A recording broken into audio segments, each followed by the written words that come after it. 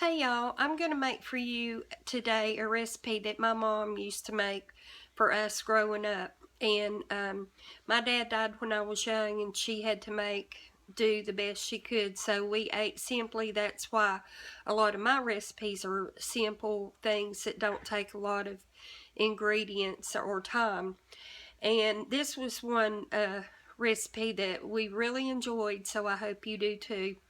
And we'll just get started. So you can use however much hamburger you want to make as much or little as you want. But this is a 2-pound pack or roll. It came in this roll of hamburger that's 80-20, and you don't want to use a hamburger that's that has any more fat than 80-20, because you cannot take the grease out of this, and you don't want a real greasy food, I'm sure.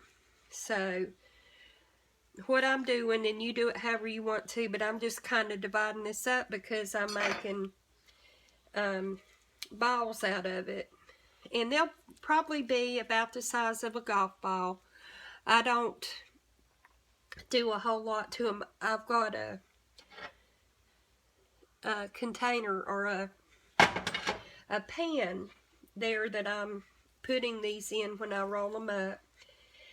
And so I will do this quickly. And like I said, my mom used to make this for us, and then when I got married and had children, I made it for them and they enjoy it. And I need to ask them if they do it for their children. I have one daughter that cooks a lot, and then the daughter, if you watched my video on when I cooked for one of my children and I made all those terrible foods, she does not cook very much. But what she does cook, she does a good job with. She makes real good spaghetti, which is one of my favorite foods. So I'm just about finished here making the hamburger balls, and some will be a little bigger than others, but that's okay. It'll all come out just fine. So let me see.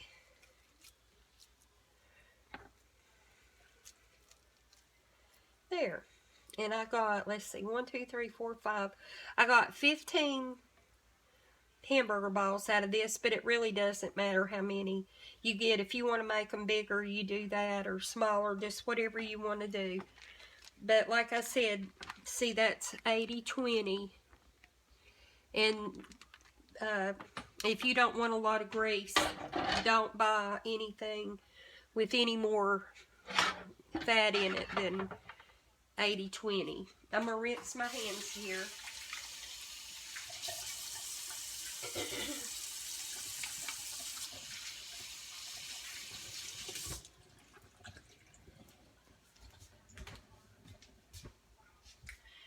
Alright, sorry about that. And now I have my salt and pepper. And I'm going to use a spoon because my hands are a little bit wet. And I'm just going to sprinkle a little bit of salt and pepper over them, not too much, because people can salt and pepper their food at the table and they know how much they like, or if they should be having it because of their health. The salt anyway. So, and you can put some garlic salt if you want. Now I've cut up a big onion. I sliced it, and then I sliced the slices in half.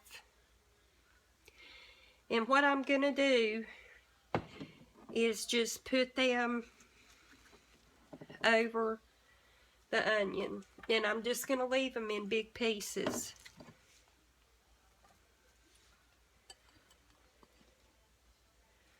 And try to cover your meat as best you can with the onion. And that looks pretty good. Then our last ingredient is the cream of mushroom soup. And I use 2 cans of cream of mushroom soup to 1 can of milk. And I mix that all together in my container. And it's, like I say, 2 cans of cream of mushroom with 1 can of milk. And then I just pour it over.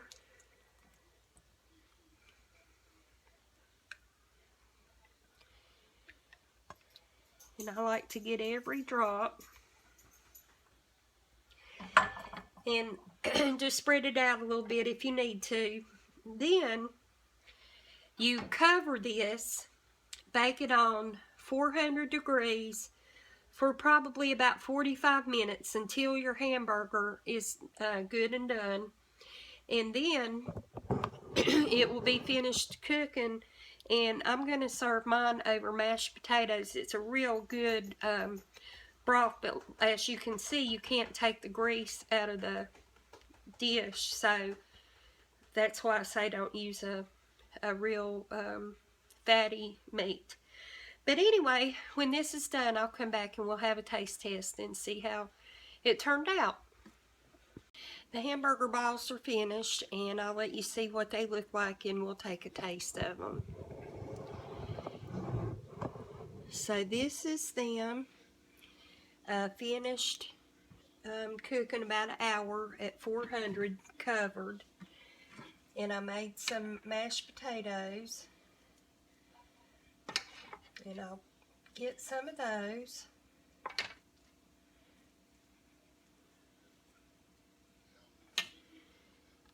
And now I'll get some of the hamburger balls with the broth and the onions.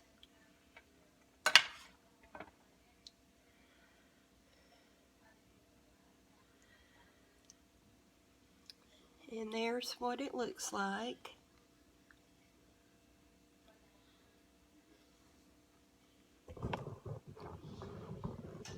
And I will take a taste. I also made some garlic bread from sub rolls. So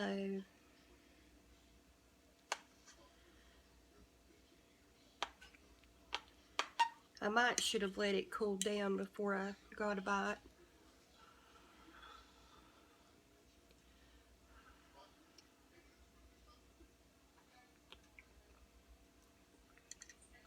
It's so good.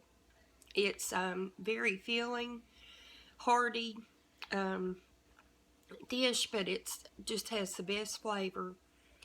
So I hope you get a chance to give it a try. Really suggesting that you make this if you want something quick and, well, I think it's quick to put together and simple, not a lot of ingredients, and very flavorful. So thank you for watching, and I'll see you next time. Bye-bye.